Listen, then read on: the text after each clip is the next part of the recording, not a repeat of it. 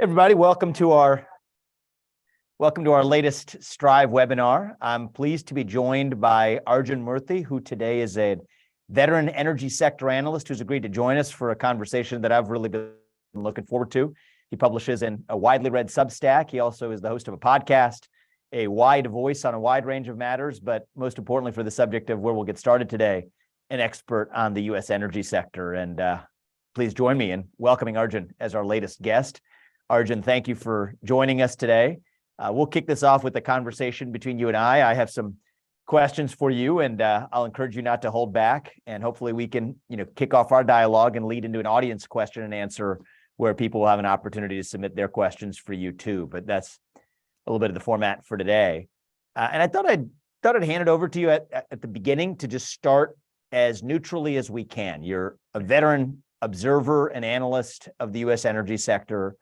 Where we are today, based on how everything is priced, based on the risks and opportunities you see ahead, what do you see as the best bull case for this sector? What do you see as the strongest bear case for this sector? Where do you personally net out? And, I think we can use this to get into some of the deeper issues that may affect our views on that. But let's start at 10,000 feet first. I'll hand it over to you. Vivek, first of all, thank you for having me. It's a real pleasure to be here on this webinar. I think for me, the way I've approached this sector, the most important thing to look at is the capital allocation and return on capital cycle for this sector. It tends to be long-term in nature, 10 to 15 years up, 10 to 15 years down. We're coming off a 15-year downturn, 2006 to 2020. Peak return on capital was 2006. The peak oil price wasn't until 2013, 14, keep in mind. So there can be a little bit of a distinction here. But our sector was going down. We had the COVID trough. And you now mix in all this complication of energy transition. And it means a lot of different things to a lot of different people. I know we'll get into it. But what I'd call is normal cyclical downturn, kind of made worse by both legitimate energy transition issues, but then a whole bunch of ideology that I think is convince people we don't need this sector anymore. And that's getting smacked with the reality that while you can wish or want or hope for oil supply or demand to go away, it's actually not. And I think we're actually at the start of what I'm going to call a decade plus-ish type return on capital upcycle. That tends to be the nature of these things. It takes some time to get supply going. It takes some time for CAPEX to ramp up. It takes time to find new fields, which we're not even trying to do yet. All at the same time that the world continues to consume a whole bunch of oil and natural gas. And so how long will this last? 5 years, 10 years, 12 years? That is about the duration. These things tend to be 10 to 15 years up, 10 to 15 years down. I think we're in year 1.5, maybe 2 of this new upturn. So just based on what you said, I think you and I probably share some similar views there. But just for the benefit of, my view is you try and an argument like a set of clothes. If it doesn't fit, you put it back on the rack. But let's just try it on for a second. What would be a reason to be bearish on the future of the U.S. energy sector broadly, and what that means for asset prices and including that of publicly traded issuers? What would be the bear case here? The best bear case as you see it? Yeah, and I think so. When you look at this sector, why is it a return on capital allocation sector? It's a business that over 30, 50, 100 years averages a return on capital that approximates its cost of capital. Let's just call the cost of capital 8 to 10% to be simple. Over very long periods of time, the sector on average, it can be different for best-in-class or worst-in-class companies, but the sector on average earns its cost as it should. So oil is not like a manufacturing business. If you do not invest in oil and gas fields, it naturally depletes. So in a situation where demand historically has grown 1 or 2%, even if you're bearish, let's just say you think electric vehicles or fuel economy is going to start negatively impacting demand or something else, and demand flattens, you still have the issue of having to spend enough capital to replace the production to maintain it. And we're in a world right now where traditional investors are saying, hey, over the last 15 years, your profitability stunk and your stocks went from 15% of the S&P to 2% of the S&P. I want no part of that. And on a daily basis, oil can be very volatile, and that's a problem. You've got ESG investors, which I know you've spent some time thinking about. You've got climate ideologues saying, we don't want your supply. So you got traditional investors saying, you wasted a bunch of my money. You got the ideologues saying, we hate you. We don't want your supply either. And none of that is going to help get oil and gas out of the ground to meet the demand that actually exists in the world. So again, you can wish it away if you want, but it actually does exist out there. And so in a world where you don't spend money, supply naturally, because you got to spend at least enough money to maintain the level of supply base. And so that to me is the case for why you have to at least earn a return on capital that approximates your cost of capital. And frankly, to attract capital for at least some period of time, you're going to have to earn an above normal return. And that's the part of the cycle I think we're in. I think we're going to have, is it 3 years, 5 years, 7 years? That's something we can debate. The more there is ideology pushing back against this, but there's more this, frankly, continued skepticism on the part of traditional investors who are not trying to make some grandiose climate call, just traditional investors. As long as they're saying, hey, I don't know about this sector, it's going to keep the return on capital cycle going good. So what would cause that to turn in the other direction, which is your question? Could we envision a scenario where demand falls off the cliff so much so that supply would, even the supply declines wouldn't keep it? It is really hard to see it. Demand and supply are naturally highly inelastic. 80% of the world's primary energy comes from oil, natural gas, coal to do everything. There's nothing, this Zoominar could not happen without energy, of which 80% of that comes from crude oil, natural gas, the clothes we're wearing, the cars we drive, the airplanes we fly. And when you think about the capital stock and what it would take to replace everything, not just the things that people think about, cars or maybe your electricity, but really everything. It's a monumental task, which doesn't mean it can't be done.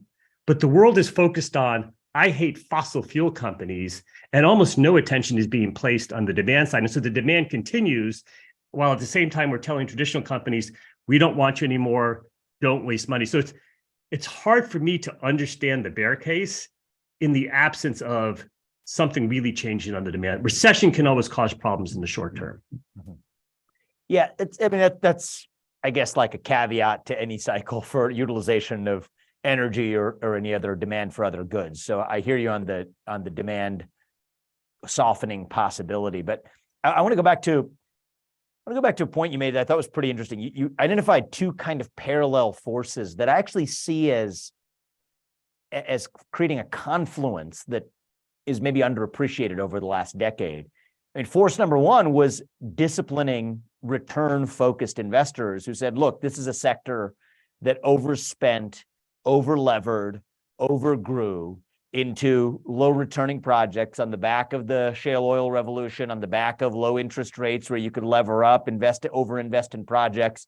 You get the OPEC supply glut leading into the mid-20 teens or in the mid-20 teens. The confluence of all of that led to, I think, a reckoning, just an investor-led, return on capital focused reckoning for U.S. fossil fuel companies, right? For U.S. oil companies. But I think it was interesting. The way I see it is right around that same time, you also had the rise of this new ESG-informed, what I view as religion in capital markets, a product of the climate change advocacy movement that wasn't principally concerned about the low returns on capital, but said that, no, not only should this industry produce less for the sake of what those short-term return-hungry investors are saying, but also because this is the way the world is going and should be going, that we should have an end to this industry. And, it's sort of like if you're a whitewater rafter, if two rivers collide, you don't get a rapid that's like twice as powerful. It's more than twice as powerful. And so I just see these two rivers colliding where they had very different impetuses behind them, but the climate change advocacy movement was able to wrap a moral legitimacy, a veneer of permanence and even moral superiority around just the claim of, short-term return-hungry investors who correctly observed that an industry had been pretty bad at earning return on capital for a while, needed to discipline by cutting cost, cutting production, cutting investment, at a time when there was a moral justification and a moral call to doing the same in the name of fighting global climate change. But in reverse, they were able to then say that that was really just about long-run value maximization. And so these two forces converged in a way that neither one alone would have had quite the staying power. The moral argument would have waned by the wayside if there was a return-based argument that dominated the capital market dialogue, but vice versa, you were able to create staying power for each argument were then the largest and most influential investors in the world, passive investors, BlackRock included, were able to say that, yes, we need to wean away from fossil fuels to fight climate change, but also that if you look at the historical track record, which, on the surface was a persuasive argument, was that these companies were overlevered and overgrowing anyway, that this was also the way to maximize long-run return on investment. And that's what gave this ESG-powered argument against fossil fuels and against the case for investment in fossil fuels such staying power. And I think that's what created this consensus that creates an opportunity to be contrarian. That's at least the way I see it. There was a bit of a long narrative there. What do you think? What's your response to that? Do you agree with that account, or is that just a revisionist account that doesn't track the way you saw it? There's large elements of what you just said that I'd agree with, in particular the conclusion that this is a huge contrarian opportunity for those that might think a little differently. Where I think I would say, I don't know if I disagree, but would just put different weightings on it. And then I think the part where I'd put a lower weighting, I think time's going to tell. Let me just get to the point. I place the overwhelming reason for why capital spending has not come back as much as maybe some people would have thought on the poor return on capital over the last 10 years. I mean, from 2011 to 2020, a full 10 years, and you can add or subtract years to get slightly different numbers. The sector earned a 0% return on capital. Now, companies promised, I'm talking about the shale E&Ps in the United States, but these comments hold more globally, that they were going to generate 30, 50, 100% internal rates of returns on their shale wells at $50 oil. We had $51 oil, we got a 0% return. And I think that to me is the overarching reason for why the sector struggled. Then you had this COVID deep trough. You had a recovery in 2021, and we went from losing billions of dollars in 2020 to what's probably going to be a 25% return on capital in 2022. That's an excellent return on capital, but it's only 1 year of it. And to me, you're already seeing the signs with the S&P weighting for energy back to 5% from its 2% low, that traditional investors are just starting to come back to the sector. These companies are paying out much more in terms of dividends and stock buybacks. There is some amount of CAPEX growth going on. It's not that it's zero growth. There is some growth going on, but that balance between returning cash to investing in the business, it's the healthiest it's ever been in my 30-year career of looking at this. So I suspect you're going to see traditional investors. It is untenable for whether it's a passive or active manager to be underweight a sector that is now, I've always thought you have to be at least 5%. When you're 2% of the S&P, and a portfolio manager can say, hey, I don't care. It's a volatile sector. Even if these stupid stocks do well for a little bit of time, does anyone care or feel they have to own the steel sector as an example? Sometimes those companies do very well. Sometimes they do poorly, but you can skip it. It's an irrelevant portion of the S&P. S&P relevance to me is above 5%, especially as we start getting back to 7, 8, 9% of the S&P.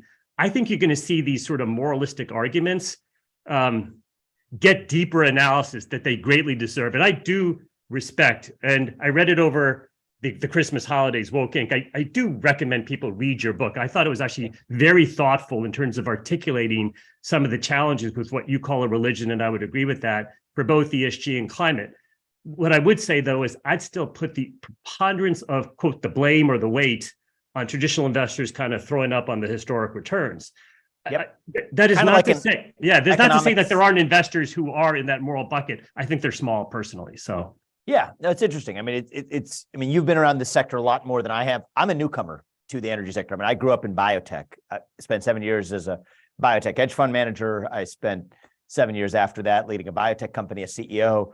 There are some interesting parallels, by the way. One of the parallels is this sort of economics and psychology argument, I think, that you just made, which is a backwards-looking human bias. I mean, academics like Kahneman or Tversky, et cetera, have, I think, won economics Nobel Prizes or equivalents over these observations that we make as automatons. If we were value maximizing automatons, we would look at the future, apply probability weightings to the best forecastable factors, discount back, and then make a value maximizing decision. It's not the way that human beings in markets who comprise the market actors today, at least as of today, it's not mostly AI, it's human beings, make decisions is on the basis of retrospective information and the biases that come from it, and the near-term nature of how you had those retrospective experiences. You're biased towards the experiences you had in the nearest distant past. And I think you see a lot of parallels between biotech and energy. I mean, you'll see rotation from one category of pharmaceutical projects to another. If the last 7 years had a string of failures in one area, you're going to go to the area that had a string of successes instead. Actually, what you often see is pharma companies then shift money into precisely the area where they had already squeezed the most juice out of it, which means they're actually going to get a lower return on investment in the areas where they'd already squeezed the lowest hanging fruit, when in fact, the 7 years of putting up billions of dollars of CAPEX and research into a given area, right when it was about to turn the corner, is sometimes when they turn away. So, that's a biotech industry lesson, but it sounded like you're talking about the oil industry, quite frankly. So, right, the parallels are not dissimilar. And so I'm a total newcomer to this industry, but with the lens of biotech and pharma where I come from, I feel like I'm not seeing this movie for the first time. And so I take your point. I just think that maybe the thing I didn't see in pharma was this additional moral case and legitimacy that further vindicates that retrospective bias. So in the sense that not only was that bias, it gives us a forward-looking moral arc bending towards justice. I disagree with the premises of that argument, but it's easy to convince yourself that you're actually being forward-looking when in fact you're just justifying your retrospective, biases. Most people know, right, who are well-trained, that they have these biases. They're supposed to be forward-looking, and yet you still have these retroactive biases.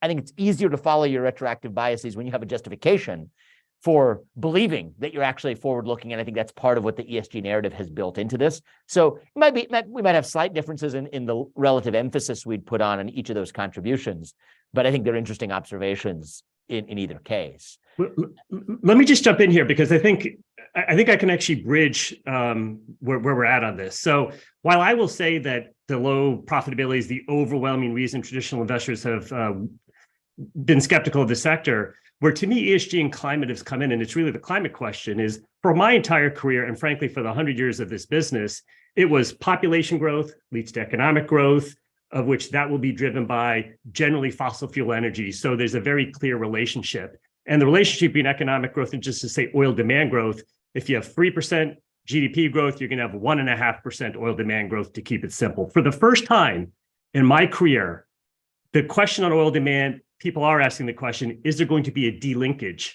of that traditional relationship due to concerns from policy or from anyone else that they can do something about trying to delink oil demand growth? I am very skeptical that any policies have been put in place to delink oil demand growth. Because what are the policies focused on? Let me ask you. They're focused on hating oil companies, which does not solve the demand issue. So I come up with, yes, you're correct that climate and ESG might be holding back investment, but it's through the lens of the expectations on demand. And I'm more optimistic on demand because I don't see the correct policies being put in place yet. Sorry.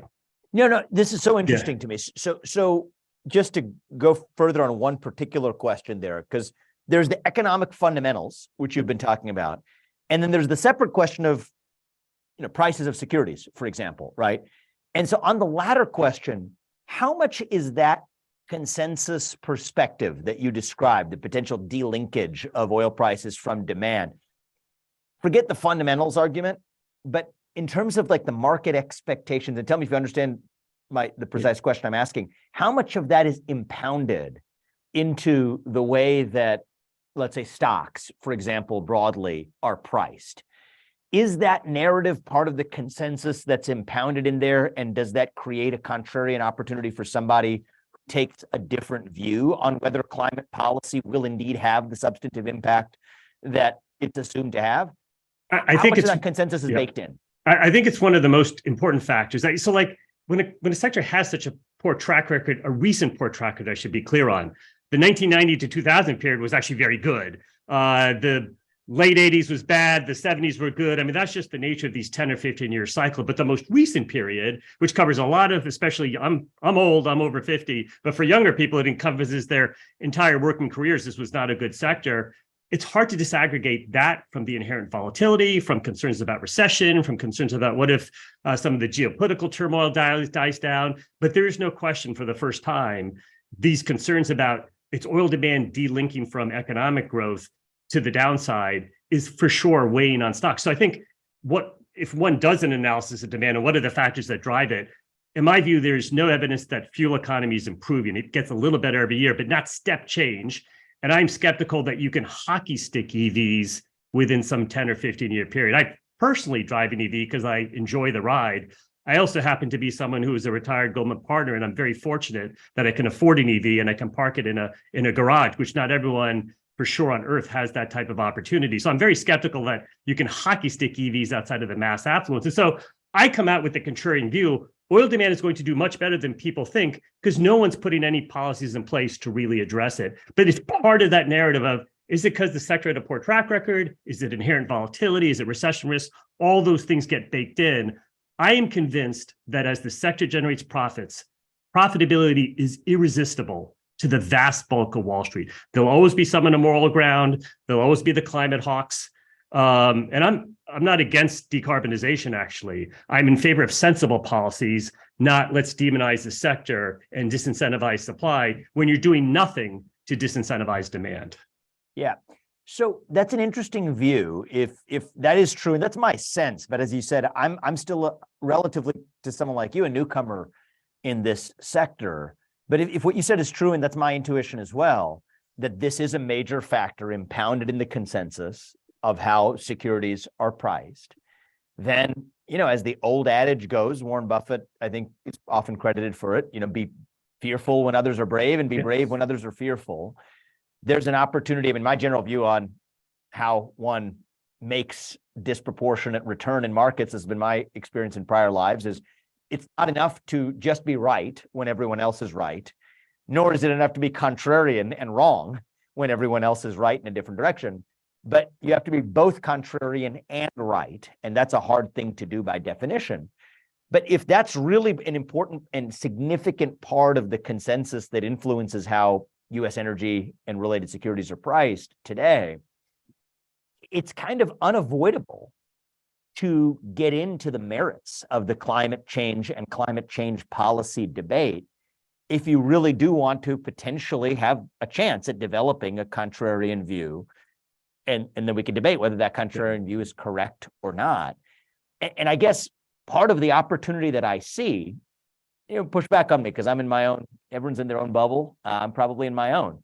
But it seems to me that part of what creates the opportunity to delve into that debate as a differentiated investor, and again, I'm going back to my biotech days, you go deep into some mechanism of action. I did this in the hepatitis C world over 15 years ago and made a ton of money doing it. Going deep into one mechanism of action that everybody else wasn't paying attention to, get into the details, get into the granular details, form a contrarian opinion based on having gone into that particular thicket of a debate. I see an opportunity to do that in the climate debate precisely because most people in genteel society, your former Goldman partner colleagues included, are afraid to do that, right? It's sort of become one of these topics that if you engage in with a 360-degree view that does not accept what the knowledge ecosystem has synthesized for you to digest, but rather go to primary sources to form your own view. Tell me if you disagree, but I think that there's a bit of a culture of fear associated with doing that, which, as I see it, is precisely what creates the opportunity to actually potentially derive real economic long-run benefit in your investment view if you did, in an unafraid way, delve into the climate debate, the climate policy debate, in a way that created an informed future perspective on whether climate policy is actually going to take the course that most capital market actors implicitly assume that it will.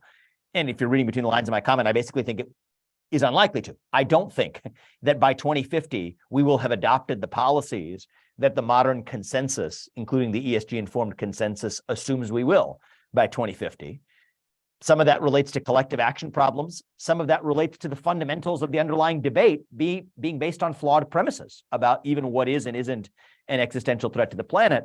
But my point is, even as I start to say those things, that's going to make people uncomfortable to say out loud in their own investment workplaces. And that's what creates the opportunity for a long-term contrarian. What do you think? Vivek, so I 20 plus years as kind of a Goldman Sachs equity research analyst. I had a couple things before, but we'll keep it brief. And then for the last 8 years, I've enjoyed with these various behind the scenes advisor, director type roles that I've had, and people can see my details on LinkedIn or elsewhere. But starting in 2021, I actually started publishing again, a Substack that you referenced, Super Spiked, and it's public and it is for free. And what motivated me was just how off base, my kind of dismay at how people talk about energy transition. To me, the focus has been 100% in the wrong place. Look at something like the Glasgow Alliance for Net Zero, which is disincentivizing fossil fuel investment banks and insurance companies from financing fossil fuel companies. It's fine if you want to do that. What about all the auto loans? What about all the home loans? What about Amazon? What about the endless delivery trucks that go circle? I love Amazon Prime. You push a button, it's right there. That is emissions. That is, and do people not want that? Or what about the billion people who burn biomass for their energy? What about those people? What about the 3 billion people who use less energy than an American's refrigerator? What about all them? What about non-Goldman partner level Americans who may not be able to? So like, there is a need to solve for all of this. And when the philosophy and the focus is, we're going to force major investment banks to stop investing in fossil fuel. What does that mean? Are the big banks financing Russian oil companies? Are they financing Iranian oil companies? And I'm an American, so I'll apologize for having an American's perspective here. I'd argue they're probably financing US and European companies. So how does it make sense to have an alliance for net zero that is supposedly climate focused, where all you're going to do is disincentivize production from the countries that are actually friendly, that the world depends on? And even if we, for somehow, were able to all drive electric vehicles and have heat pumps and all this stuff, what about the people in rural India? What about the people in Ghana? What about the people in... They should therefore depend on unreliable producers in the rest of the world? So like these policies that are put in place, if you actually had policies that address the fundamental root causes of our demand, as an example, and I'm sorry, I'll try not to go on too long. For the last 30 years, we've had a CAFE, fuel economy standard, that is supposed to improve 3 to 4% a year. The actual improvements are 0.3 to 0.4% a year. We've missed those targets by 90% because we've shifted from cars to SUVs. Heavier cars get exempted or treated differently. And so if you had a policy to address that, then you might be able to actually impact that. We don't do that. What are we doing? We're subsidizing big electric SUVs. We're going to compound the issue by now having more stress on the battery. So my point is simply, all the climate policies I see today are focused on disincentivizing supply that the world needs, that somehow some group of elites have deemed bad or immoral or what have you, without addressing the root causes, which is the demand side, which, by the way, are not that addressable. You can put some dent in oil demand with much different policies, but the idea that it's going to fall off 70, 80, 90%, which, by the way, would be the type of demand reduction that would be consistent with current CAPEX levels, right? That's a point, is that CAPEX needs to go up a lot, which is why I think this is a long cycle. We are nowhere close to having those kind of demand policies in place anywhere in the world. So, I think and this is, maybe cynical, maybe not, but I think what the authentic version of the other side would say, a true committed opponent of your view about what about in India? What about the billion plus people who are using biomass? What about people who burn wood or dung in parts of sub-Saharan Africa? What about them? I think what they hear when someone like you or I makes that argument is that you don't really mean that. That's really just a convenient Trojan horse to advance the pro-fossil fuel agenda. And guess what? We do care about that. The right answer is really making sure that there's enough energy production to let them catch up and to constrain it in the West, which has disproportionately benefited from getting ahead in its advancement, even at the expense of making the planet less inhabitable for everyone else. I don't agree with this view, if it weren't obvious from a lot of my public work and writing, but I do believe in getting the best articulation of that view on the table. And I think that that's why there's an S after the G. I mean, even if you listen to, I would say the high priest, Priestess Thunberg on a given day, she will be very transparent about the fact that, as a young woman though she is, that this is not just about the climate, it's about justice, it's about inequality, it's about addressing colonialism. I think I'm quoting her near exactly. And, I mean, she's an angry, teenager or something, other, Gen Z or whatever she is. And I want to take the best possible articulation of what she's saying rather than to hold her accountable for youth. But, if you take the best version of that view, I think what they're saying is the E and the S go together. In fact, the E does not stand in a vacuum alone. This is about S for social justice, that part of this is making sure the West apologizes for its sins of the past. And so you, Arjun, are just taking a view that assumes the West is supposed to live the same lifestyle that it always has. But actually, we should be living in eco homes that have solar panels on our roof and wind, let's just say wind energy or windmills in the back of our backyards. Even if we don't live in regions of the country that have a lot of wind, you take what you get, because you're supposed to adapt because you've wrongfully consumed so much more than you should have. And yes, let those people in Kenya and in India catch up, because they shouldn't be the ones penalized. I think that's what's at the heart of that view. I think the heart of the view you're espousing from an investment perspective is that ain't going to happen in the United States, because if that were the policy we needed to adopt and it was really just about global equity, people aren't going to stand for it. And so then, given that we're going to preserve our modern way of life without giving it up meaningfully, what about the people in India and Africa? But I just thought it was worth, clarifying the contours of that debate, because I hear people on our side, my friend Alex Epstein, others are very good at this, at just sort of spouting off that third world argument. I think many of us mean it authentically, but I think the other side sees us just using that as a talking point, when in fact I thought it's worth surfacing what they actually think we should do, which is why the E and the S in ESG, environmental and social, go together. It's not about climate policies over here and board diversity quotas over there, which is how, the bastardized version of this in, BlackRock and ISS imposed voting slates go. But the true orthodoxy at the heart of it is these things are inextricably intertwined. And I just thought it'd be worth getting that on the table.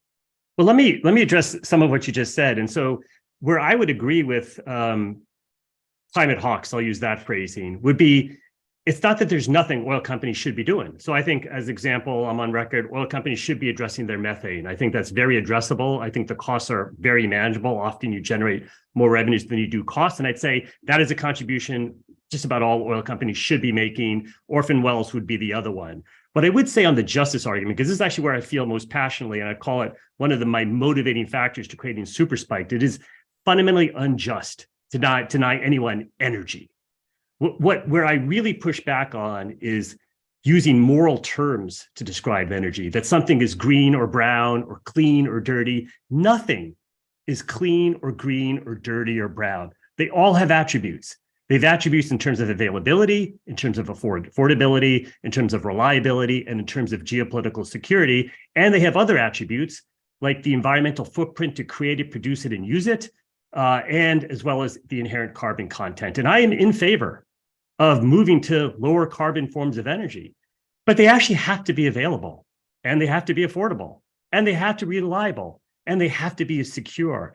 And the issue that the world, I think, has falsely convinced itself of, and it gets to what we started with, is somehow you can do 100% of something that some people, global elites, have deemed green and good and clean.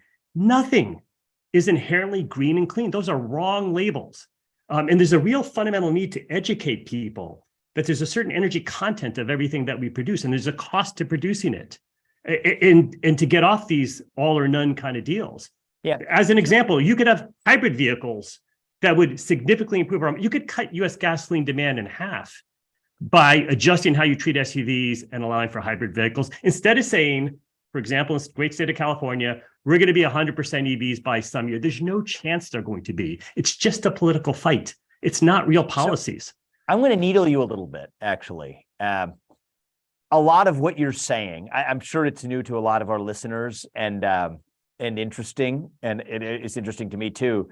But a lot of it, and I'm just poking here for fun, I think seems designed to say the thing you're supposed to say to make an argument about, the demand side. I'm in favor of lower carbon approaches if it can meet the demand. But as we were talking about earlier, fixing the demand side, I mean, I'm hearing two strains of commentary from you. One is the friendly thing that you're supposed to say, which is, yeah, try to address the demand side. But then you've also, I think quite honestly reckoned with the fact that that's not going to actually be very doable.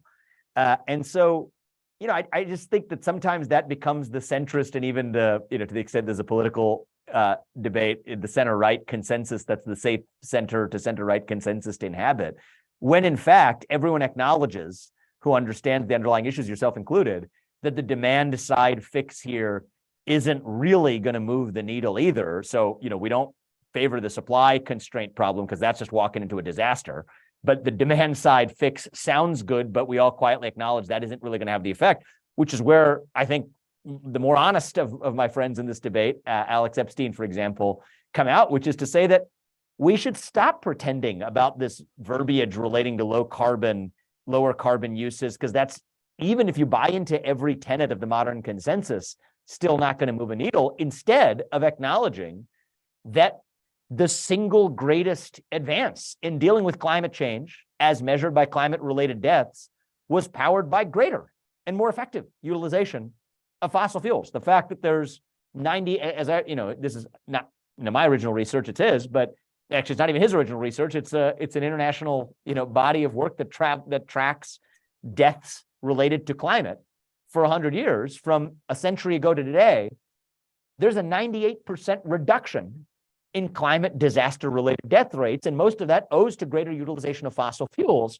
And so, I'm giving a very coarse, low resolution summary of his thesis here, but that adaptation, or what he would call climate mastery, is really the right way to protect humanity against the effects of climate change. And climate mastery will require more use of fossil fuels.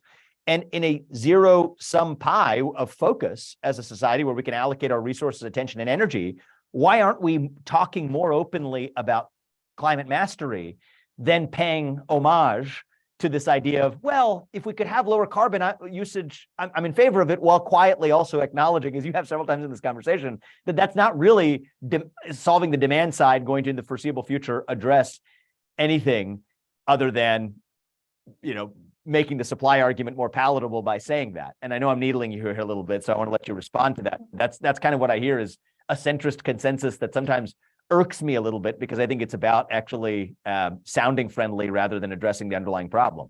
It's very fair. And I do think the words do matter. So again, my example would be, I don't like these clean and green versus brown and dirty type labels, but you're correct to push back. Are you just being sort of polite, or, hey, you did work at Goldman and you can see the affiliations, there's still sort of institutional qualities, or you're using the language of polite society? And I think that's a very fair comment. I mean, I would just say the overarching objective for the world has to be gross zero energy poverty. It is completely unacceptable for 3 billion people and 1 billion people to be significantly disadvantaged. And if that means they're going to use more coal, then they should use more coal, which probably is what's going to happen in India. And we've already seen it in China. And I believe they absolutely deserve to be using American and Canadian oil. And then to the extent that gets used up, oil from Saudi Arabia and United Arab Emirates and gas from Qatar. And I think full stop, we no doubt, no qualifications.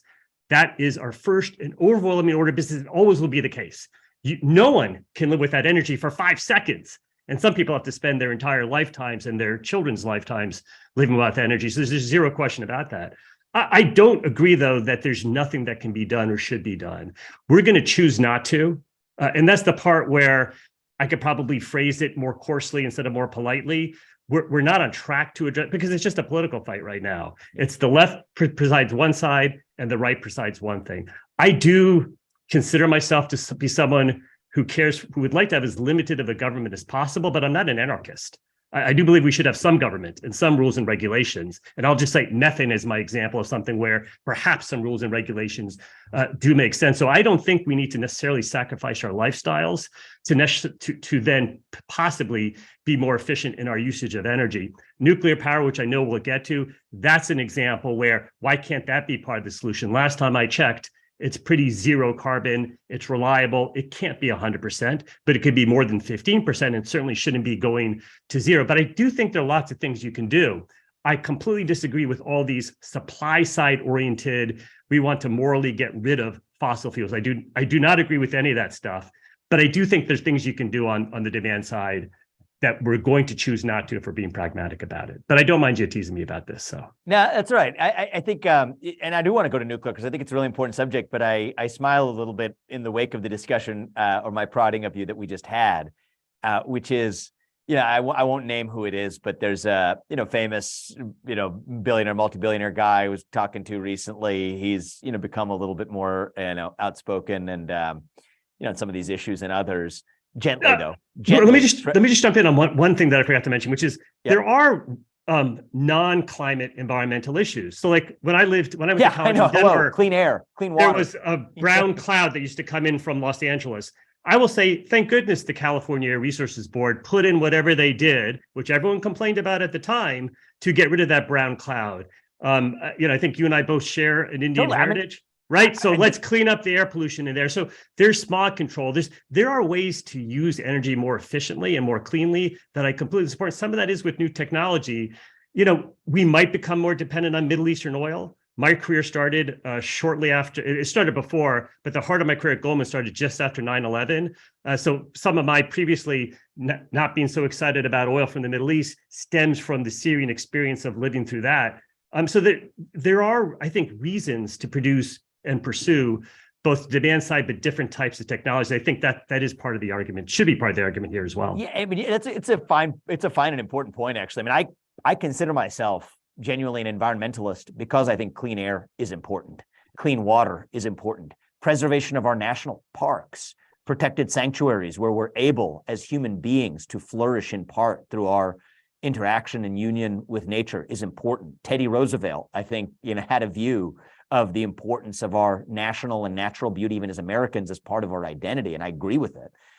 It's a bit awkward that the only way that an environmental argument can gain legitimacy anymore is by disguising it in something that has to do with climate change, because otherwise you are no longer a member of a religion, right? I mean, I think a sense of if you're a member of the Catholic Church, then you can't be a Protestant. In a certain sense, you might actually have some similar goals, but if you're not doing it according to the religious orthodoxy, somehow that becomes impermissible in one strand of modern progressivism, which is interesting to me. I was going to move to that nuclear debate, discussion, whatever you want to call it. And I think I'm going to laugh about us doing this in the context of the story about a friend that I was telling about earlier, super successful guy, investor, gently treading into now 2 years a little later than I did, but now that it feels a little bit safer and the grounds are shifting, is sort of getting out there a little bit and sharing his perspectives. And I love the guy, but he's very gentle and cautious. And anyway, one of the things he agrees with a lot of my perspectives on fossil fuels, but he says, look, I can't talk about that stuff. But one of the things I found is that actually I'm able to talk a lot about nuclear energy because that's at least a safer area that even if the other side disagrees with me, I think I'm not going to get canceled if I talk about nuclear energy. So that's, I think, one of the things, in fairness, driving the surge of popularity of nuclear energy amongst those who actually probably harbor deeper seated instincts that are more closely aligned with perspectives like those that I share or Alex Epstein shares on a given day, is that it's at least become a safe space because some on the modern center left consensus have accepted the need for nuclear to be part of the conversation. So that being said, I don't want to be guilty of doing it because it's just a safe space, but it's an important topic anyway. Let's talk about nuclear energy.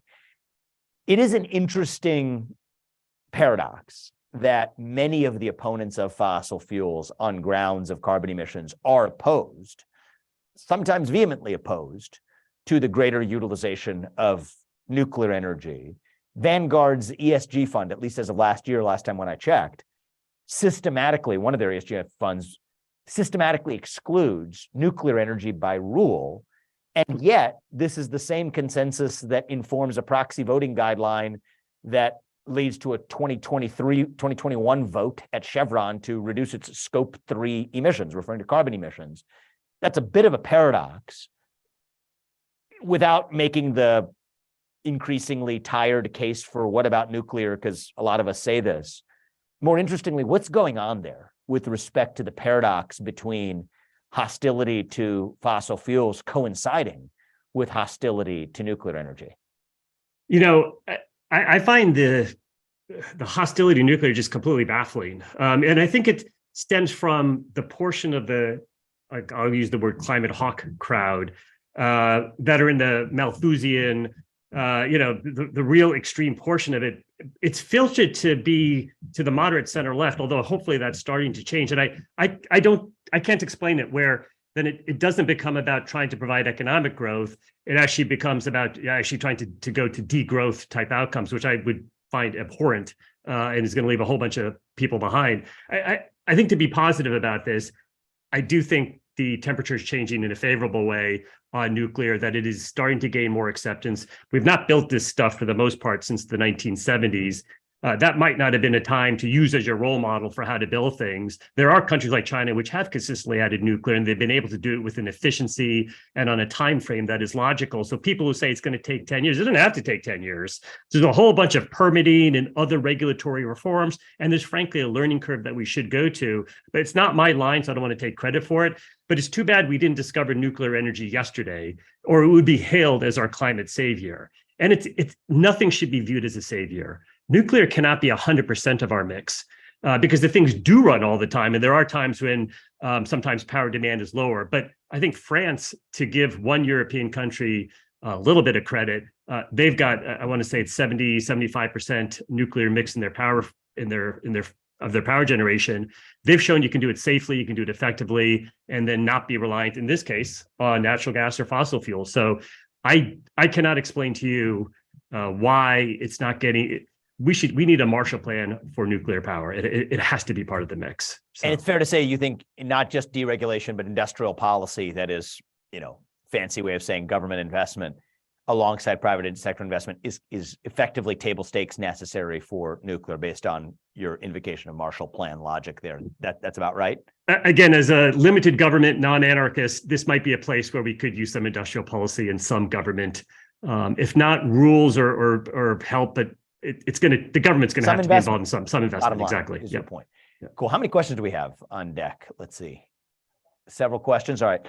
Let's just flash through a few and then we'll talk through them together. I think you did address this earlier, but we can come back to it. What happens to U.S. and global energy if the economy goes into recession? Let's get a sample of a few more questions coming up from the Q&A, and then we'll wrap. With all the issues surrounding energy production, what are the possibilities of nuclear power coming back? How did nuclear energy become so political? So maybe you want to just take those two in order, and I think they're not unrelated to one another. Well, and you start off asking about the risks to the bull thesis, and the short-term risk is clearly a recession. Energy is not immune. We already talked about recency bias. People remember the COVID, how awful that was. I think it's hard to imagine that we're going to go through that again. Maybe we will, but you tend to overlearn the last lessons. In the same way, the banks were major problems in the 2008 financial crisis. They seem to be better capitalized. I think you have to look back through history. This feels a little bit more like the tech bubble burst. In that environment, NASDAQ's down 80%, energy's down 15%. So it was down 15% on an absolute basis. S&P was down 40%. These are dates I picked. You can use different dates. So energy outperformed, but fell on an absolute basis. You look at the 73, 74 recession, S&P and energy got hit about the same amount before we went into a huge bull market in the second half of the 70s. So if we have recession, that is not good for energy. Historically, I would not expect it to be this time, but I also don't think it's going to be the leading cause that we're coming off some super cycle. We're still much closer to the trough. So I would expect energy to outperform on a relative basis, get hit on an absolute basis. Cool. The other question was on kind of US production and nuclear. I mean, I think these are kind of very different things. So the degree to which shale can continue to grow is a question for global oil supply. It was 70% of global oil supply last decade. But that came from a 0% return on capital. So that's not the right math. There's already some signs that for some companies, shale is starting to mature. So we're going to need to expand. My number one place to focus is, what about Canada? Canada's got a massive resource. And for the carbon crowd, we're gonna speak to them right now, Vivek, hope you don't mind. They're doing a CCUS hub that's going to eliminate all their scope 1 or scope 2 emissions. So we could debate the merits of that. They're going to do it. They're going to address the concern that some people have, and a legitimate concern. And I do think Canada needs to be, part of their issue is their own government, but we need to start looking for sources of production beyond the US that are allied with the United States. And I think that is something we're not seeing yet. Some of that gets into the ESG ideology that we've already talked about. Some of it gets into the poor historic returns on capital, but we do need to start the cycle of looking for more different things. I think with nuclear, again, I'm going to just be optimistic that we're starting to get people to talk about it. I think that sort of slightly just left of center type crowd is starting to come around on nuclear. So that gives me optimism. Cool. Well, I'll wrap. I think we're actually running over the 45 minutes we wanted to. Just flew right by. But I'll just say about funny bit about Canada. I actually think you put your finger on a pulse that not a lot of people do. Canada, I see it as a country, our friendly neighbors to the north, that is a little too apologetic for actually its own potential and what it can provide. And I just think that we need to, I think the world would be better off and Canada would be better off if it unleashed its actual inner potential rather than shackling itself with this culture of apologism that's imposed on them from, a new global orthodoxy. And I think the question for the United States is, I think the US can actually play a role in leading Canada to that sense of confidence. Right now, I see it going in the other direction temporarily, apologizing for our own capabilities. And as I like to say, apologizing for American excellence. But actually, I think that our being a neighbor and close ally of Canada can hopefully have the opposite effect. And if so, I tend to agree with a lot of what you say about the role that Canada itself can play too. We could go on for hours. Maybe we should, but we'll do it another time in that case. Thanks for joining us, Arjun. And, hope people took something away from this, and we'll see what kind of feedback we get. But if it's good, we'll do something like this again. Vivek, thank you so much for having me. It's a real pleasure to talk to you today. And I do hope to get a chance to come back and speak with you again. Thank you. Awesome. Thank you.